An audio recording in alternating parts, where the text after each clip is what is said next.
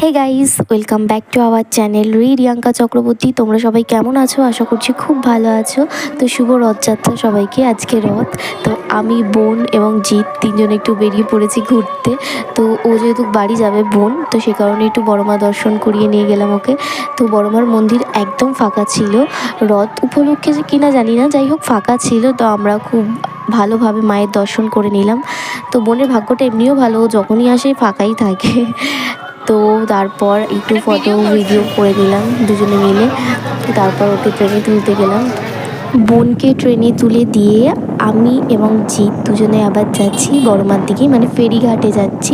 ফেরিঘাটটা আমাদের দুজনের খুব ভালো লাগে, কারণ আমরা বিয়ের পর অনেকটা সময় এখানে কাটিয়েছি।